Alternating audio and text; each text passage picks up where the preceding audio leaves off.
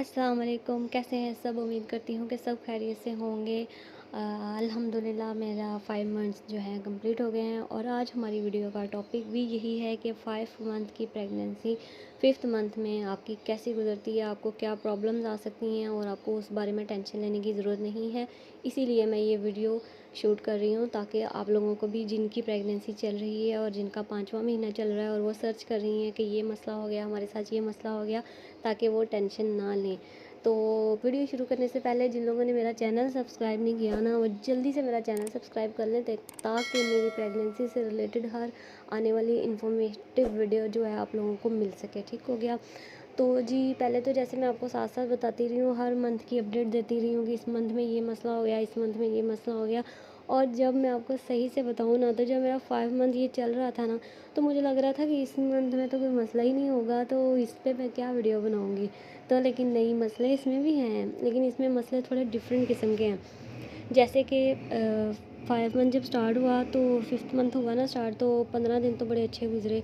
ऐसे लग रहा था जैसे मैं प्रेग्नेंट ही नहीं हूँ, बिल्कुल नॉर्मल हो गई थी मैं। लेकिन उसके बाद ऐसा हुआ कि आप लोगों को मैंने बताया था कि मैंने 4th मंथ में टेस्ट करवाए थे, उसमें मेरा जो है सीबीसी, वो टेस्ट में मेरा एचबी भी कम आया है, मेरा 10.4 एचबी आया है। पहले मेरा 13.2 था, तो वो भी कम आया है। मुझे आयरन की कमी हो गई है, कैल्शियम की कमी हो गई है और विटामिन डी की तो सेवियर कमी हो गई है। हालांकि प्रेगनेंसी से पहले मेरा विटामिन डी का जो लेवल था ना, वो बिल्कुल नॉर्मल था। तो अब उसके लिए डॉक्टर ने मुझे विटामिन्स और मुझे बताया है कि आपने क्या डाइट लेनी है। तो अब इंशाल्लाह जब दोबारा नेक्स्ट मंथ मेरे टेस्ट होंगे तो उम्मीद है कि मैं कवर कर जाऊंगी। तो इस आयरन की जो और कैल्शियम की कमी की वजह से ना मेरी टांगों में अजीब सी बेचैनी होने लगी है। यानी कि मैं थोड़ा सा ज़्यादा चल लूँ, ज़्यादा नहीं, मतलब कि 5 मिनट की भी वॉक कर लूँ ना, तो मेरी टांगें ऐसे लगती जैसे फूल गई हैं। उसके अलावा मुझे, जिन लोगों को ये टांगों की बेचैनी का मसला है ना प्रेगनेंसी में, वो ये समझ लें कि उनमें किसी ना किसी चीज़ की डेफिशिएंसी है। आप में कैल्शियम की डेफिशिएंसी हो सकती है, तो अपने जो टेस्ट डॉक्टर लिख के देता है ना 4th मंथ में, वो लाजमी आपने करवाने हैं ताकि आपके बच्चे में भी कोई कमी ना रह जाए, आपका बच्चा वीक ना पैदा हो। ठीक हो गया? और 5th मंथ में ना हार्ट बर्निंग की प्रॉब्लम मुझे स्टार्ट हुई है। पहले नहीं थी, अब 5th मंथ में हुई है। पहले तो था ना कि स्टमक भारी हो जाता था और वॉमिटिंग आने लगती थी, लेकिन आई नहीं मुझे वॉमिटिंग। होता था जब मैं कभी कुछ एक्स्ट्रा, मतलब कि जैसे मेरे से रोटी नहीं खाई जाती थी तो तब आती थी, वैसे मुझे वॉमिट नहीं आई प्रेगनेंसी में तो, और प्रेगनेंसी। तो अब बस खाना खाती हूँ ना, तो उसके बाद मुझे हार्ट बर्निंग की प्रॉब्लम होती है, गले में सीने में जलन होती है। तो उसका बेहतरीन हल मैं आपको बताती हूँ। जिसके साथ ये मसला होता है, आपने खाना खाने के बाद ठंडा दूध लेना है। मतलब एक मैंने शॉर्ट वीडियो भी अपलोड की हुई है इस पर, लेकिन फिर भी मैं आपको यहाँ पे भी बता देती हूँ कि ठंडा दूध के चाहे 2 घूंट लें, आपने ठंडा दूध लेना है। मेरे पे तो ये चीज़ बहुत असर की है, इंशाल्लाह आप लोगों पे भी ज़रूर असर करेगी और मिनटों में के चुटकियों में आपका जो है ना, ये सीने की जलन है ये ख़त्म हो जाएगी। और दूसरा, आपने कोशिश करनी है कि अपने पिलो को ना थोड़ा ऊंचा करके लेटें, ताकि जो एसिडिटी होती है, तेज़ाबियत होती है हमारे मैदे में, अगर हम सर नीचे करके लेटेंगे तो वो हमारे गले की तरफ आएगी मैदे से, तो उसकी वजह से हमें ना हार्ट बर्निंग की प्रॉब्लम हो सकती है। तो आप ना अपने पिलो को ज़रा या तो डबल पिलो करके लेटें, जिससे जैसे आप कंफर्टेबल फील हो वैसे लेटें। और अगली जो प्रॉब्लम मुझे आई है, मेरे ना मसूड़ों में से, दांतों में से खून आना स्टार्ट हो गया। ये भी एक नॉर्मल चीज़ है। अगर प्रेगनेंसी के चौथे 5वें महीने में आपके साथ ये मसला हो रहा है, तो आपने बस फिर ब्रश करते हुए एहतियात करनी है। बहुत रगड़ के ब्रश नहीं करना, हल्के हाथ से ब्रश करें, डेली करें, ये नहीं कि छोड़ देना है। तो लेकिन ये मसला आ जाता है क्योंकि ज़ाहिर सी बात है, आपके जिस्म में बहुत सारी कमियां आ रही होती हैं, उसकी वजह से हर चीज़ कमज़ोर हो जाती है। तो आपने जो विटामिन्स है ना, वो अपने बॉडी में पूरा करने की हर मुमकिन कोशिश करनी है, डाइट के थ्रू करें।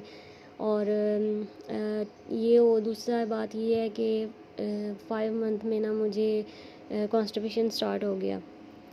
पहले मुझे कॉन्स्टिपेशन का कोई मसला नहीं था, लेकिन अब स्टार्ट हो गई है। डॉक्टर ने मुझे कहा है कि आप फाइबर वाली चीज़ें लें, ग्रीन लीव्स वाली चीज़ें लें, जिससे ना आपकी दूर हो जाएगी। अगर आपको भी कॉन्स्टिपेशन का मसला है तो सेब छिलके समेत खाएं, इससे भी ये मसला हल होता है। और बहुत सारे फल हैं ऐसे, आप इंटरनेट पे, गूगल पे सर्च कर सकती हैं, तो ये आपकी प्रॉब्लम भी सॉल्व हो जाएगी। और बाकी ये कि इस मंथ के हिसाब से डॉक्टर ने 20वें से 22वें हफ्ते के दरमियान में मुझे नॉर्मली स्कैन का कहा है कि वो आपने करवाना है। तो अब उसके लिए मुझे ना थोड़ी सी परेशानी है कि वो स्कैन जो है ना वो बहुत ज़रूरी होता है, और अगर आपको भी डॉक्टर ने कहा है तो आपने लाजमी वो स्कैन करवाना है। होता क्या है, वो एक्चुअली होता तो जैसे आम नॉर्मल अल्ट्रासाउंड है वैसे ही है, ये इंटरनल नहीं होता है, एक्सटर्नल ही होता है, आपके पेट के ऊपर से ही होगा। लेकिन ये कि अब साइंस ने इतनी तरक्की कर ली है, जदीद मशीनरी आ गई है कि आपके बेबी को ना एचडी फॉर्म में देखा जा सकता है। जो दूसरा नॉर्मल अल्ट्रासाउंड होता है वो तो होता है ना ब्लैक एंड वाइट, लेकिन ये ब्लैक एंड वाइट नहीं होगा, ये कलर में होगा, और इसमें बड़ा डीपली आपका बेबी नज़र आएगा। उसमें उसकी वेन्स, उसका हार्ट बीट और ब्रेन उसका सही से काम कर रहा है, किडनी फंक्शन और लीवर फंक्शन, हर चीज़ को देखा जाएगा कि हर चीज़ ठीक प्रॉपर काम कर रही है कि नहीं। अगर खुदा ना ख्वास्ता कोई आपके बेबी के साथ मसला होता है तो उसको ये अभी से हल करने की कोशिश की जाती है, ताकि जब वो पैदा हो तो वो बिल्कुल सेहतमंद पैदा हो, उसमें खुदा ना ख्वास्ता कोई मसला ना हो। और इस स्कैन में ना आप अपने बेबी का वेट और जेंडर भी मालूम कर सकते हैं, क्योंकि ये स्कैन वो तो होता है ना नॉर्मल जो करवाएं तो वो तो 1-2 मिनट का होता है या 5 मिनट का होता है, लेकिन ये 1-2 घंटे भी ले सकता है, क्योंकि ये बेबी की पोजीशन पे डिपेंड करता है कि बेबी की पोजीशन कैसी है। ज़्यादा से ज़्यादा ये वैसे 20-25 मिनट का स्कैन होता है, क्योंकि ये हर चीज़ को बेबी को देखा जाता है। तो बाकी ये मैं जब स्कैन करवाऊँगी तो इससे रिलेटेड एक वीडियो ज़रूर बनाऊँगी कि आपको क्या करके जाना चाहिए और वहाँ जाके आपके साथ क्या हो सकता है। बाकी मुझे मेरी आप लोगों से गुजारिश है कि मेरे लिए दुआ ज़रूर कीजिएगा, अपनी दुआओं में मुझे याद रखें। इस स्कैन के लिए आपने ना मेरे लिए दुआ ज़रूर करनी है कि सब अच्छे से हो जाए।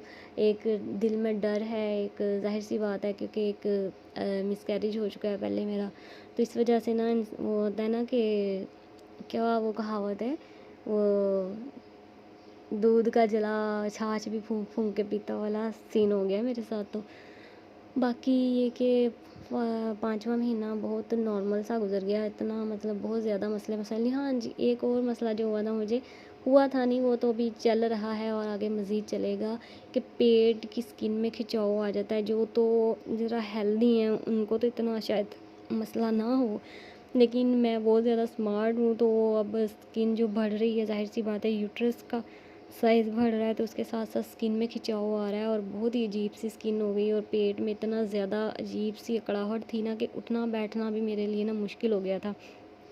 फिर मैंने हल्का सा जैतून का ऑयल लेके ना हल्के हाथ से बस लगाया है, उसकी मालिश नहीं करनी, हल्की सी कर लें चले, लेकिन ये कि बहुत रगड़ रगड़ के मालिश नहीं करनी है आपने, क्योंकि मैं कह दूँ कि मैंने मसाज किया था और किसी से कुछ गलत डायरेक्शन में मसाज हो जाए तो फिर वो भी मसले की बात है। पेट को ऊपर की तरफ मसाज करना है, नीचे की तरफ आपने मसाज नहीं करना, या राउंड शेप में कर लें, वो भी बहुत ही हल्के हाथ से करना है आपने। तो उससे मुझे बहुत रिलीफ़ मिला है। रात को सोने में बड़ी बड़ी दिक्कत आती थी, एक साइड पे जब सोती थी ना तो मुझे ऐसा लगता था जब जैसे पेट में शदीद किस्म की दर्द हुई, जब मैंने साइड चेंज की तो वो मुझे आँख खुल जाती थी और मुझे इस चीज़ की बड़ी तकलीफ़ थी।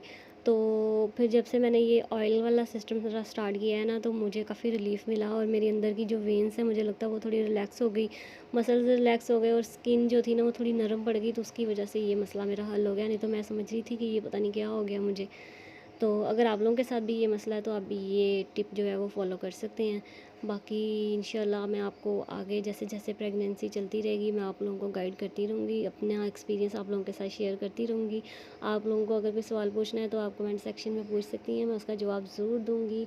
और मुझे दुआ ढेर सारी दुआओं की ज़रूरत है और आपने मुझे अपनी दुआओं में याद रखना है। और बाकी इंशाल्लाह फिर अगली वीडियो में मुलाकात होगी, तब तक के लिए अल्लाह हाफिज़।